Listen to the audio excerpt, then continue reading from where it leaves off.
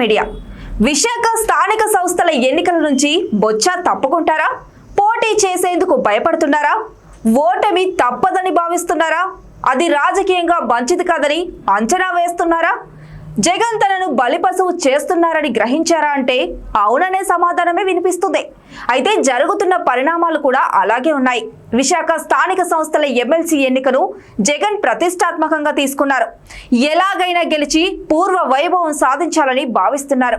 బలమైన నేతగా భావించి బొత్స సత్యనారాయణను రంగంలోకి దించారు. దాదాపు 800 మంది స్థానిక ప్రజాప్రతినిధులకు గాను వైసీపీకి 600 మంది బలం ఉంది. ఆపై బొత్స అంగబలం, ఆర్థిక బలంతో నెట్టుకొస్తారని జగన్ అంచనా వేశారు. అయితే పరిస్థితి చూస్తే మరోలా ఉంది. అందుకే బొత్స పోటీ చేయడానికి వెనకడుగు వేస్తున్నారని ప్రచారం ప్రారంభమైంది. స్థానిక సంస్థల ఎన్నికలు వైసీపీ హయాంలో ఎలా జరిగాయో బొత్సకు తెలియంది కాదు.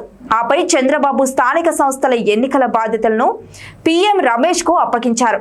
ఆయన దూకుడు ఈ సార్వత్రిక ఎన్నికల్లో వైసీపీకి తెలిసిందే. ఎలక్షన్ లో క్యాంపెయిన్ లో సీఎం రమేష్ స్టైలే వేరు. ఆపై కూటమి ప్రభుత్వం అధికారంలో ఉంది. విశాఖ స్థానిక సంస్థల ఎమ్మెల్సీని కైవసం చేసుకోవాలని గట్టి ప్రయత్నంలో ఉంది. అందుకే బొత్స వెనక్కి తగ్గినట్లు తెలుస్తుంది. అయితే ఈ ఎన్నికలతో బొత్స రాజకీయ భవిష్యత్తుని జగన్ ఎలాగైనా దెబ్బతీయాలని చూస్తున్నట్లు ప్రచారం జరుగుతుంది. అయితే బొత్స విషయంలో అనివార్య పరిస్థితుల్లోనే జగన్ కలుపుకొని వెళ్లారు. వాస్తవానికి 2014 ఎన్నికల్లో బొత్స కుటుంబం అంతా కాంగ్రెస్ పార్టీలోనే ఉండేది.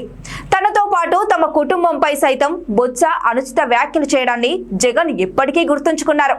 కానీ ఉత్తరాంధ్రలో కీలకమైన జిల్లాతో పాటు ఆకట్టుకునేందుకు తప్పకుండా బొత్సను పార్టీలో చేర్చుకుంటున్నట్లు అప్పట్లోనే ప్రచారం జరిగింది.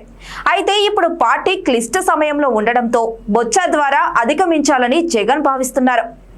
జగన్ ఆర్థిక వనరులు అందిస్తారా లేదా అన్నది తెలియడం లేదు.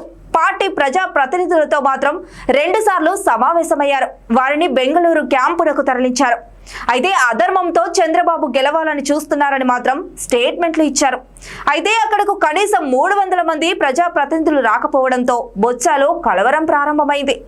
ఇప్పటికే కొందరు చేజారిపోయారు, మరికొందరు కూటమిలోకి టచ్ లోకి వెళ్లారు.